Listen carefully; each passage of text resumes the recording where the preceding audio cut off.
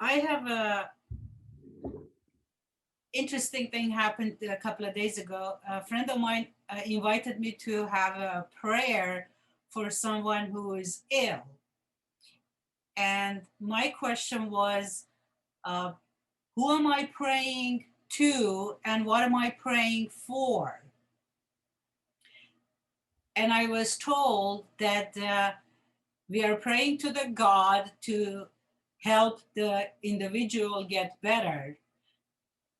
Then my question is, where is God and what is it? And I was told that everything that we see and everything that it's on earth, somebody created it. So therefore, there is a creator, and that's who God is. When someone gives me that answer to that Yes. question,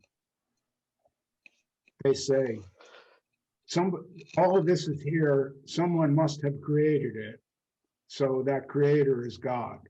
Yes? Yes. The, so then the question comes up in my mind, so who created God? And they say, oh no, God was always here. And then I say, well, if you're willing to say this was always here, that something was always here, why not cut God out of it and just say all of this was always here? Okay. You see, Yes. the God thing is an add-on. It's unnecessary, logically unnecessary. I'm not saying it's not emotionally necessary.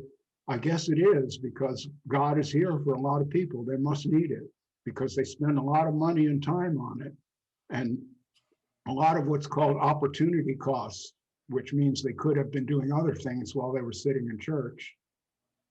I know I do other things on Sunday mornings. This is one of them. I'm not going to listen to some jerk read dogma to me from a pulpit. Come on, it's ridiculous.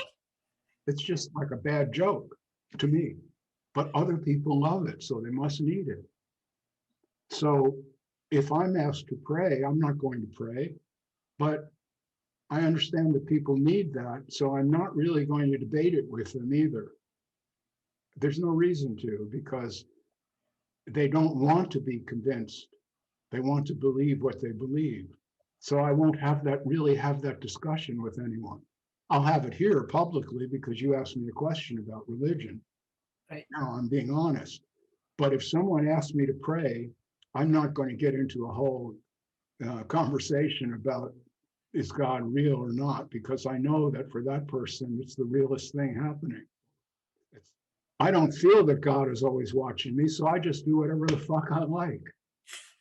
And I call that freedom. See, it's so simple. I can really express myself. I'm free. And these people who are praying all the time, no, there's no freedom in it. Now, that's easy to see in Christianity, Yes. but it's not so easy to see in non-duality, which is a religion. Right. Yeah.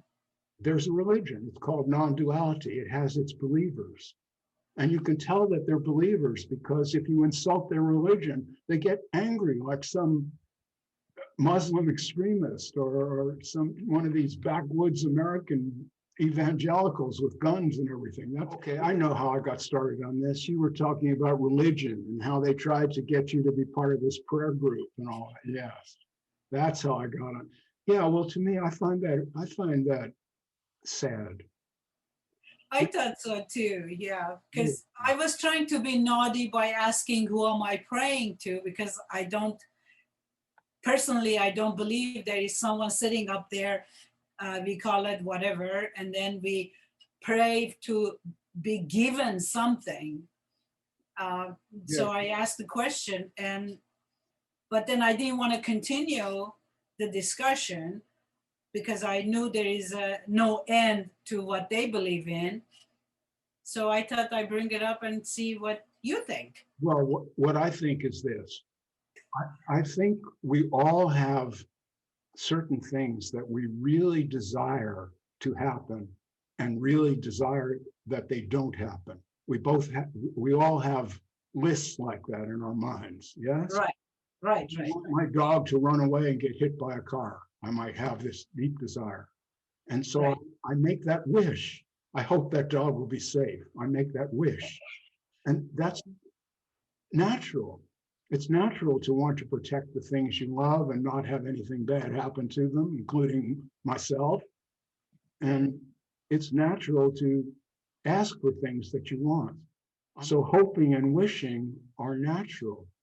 Right. What is not natural, in my view, is to imagine that there's this outside force that hears your wishes and prayers and either decides you've been good and deserve for that to come true, or you've been bad and it won't reward you. And if we really wanted to get into this religion thing, then another question would be, now you're praying for this woman to get well. Why did God make her sick in the first place if he's so cool? Yeah. If he's so wonderful and giving and kind and powerful, why was this baby born deformed in the first place? So that people have to pray for the baby to be healed, and he won't be. See, this is terrible. Yeah. That why has no answer. They make up answers. A popular one is, life is a schoolroom. God put you here to test you.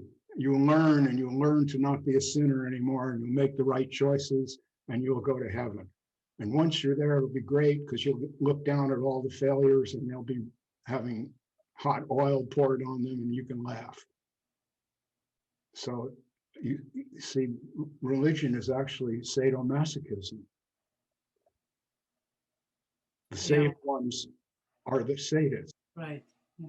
There's a lot of that running through religion, that some people are cursed and other people are blessed.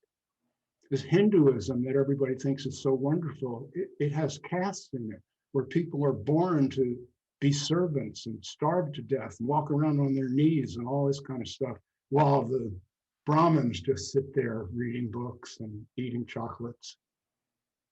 It's ugly. Religion is ugly. It's a hierarchy. And it explains something that can't be explained with these fantasies, and then says the fantasies are sacred and you should bow to them. It's horrible, just horrible. Right. Well, that'll give these people some ammunition. Thank you so much for that. My pleasure. You're a very nice woman. I like speaking with you. You have a great sense of humor. You did the last time too. Thank you. Well.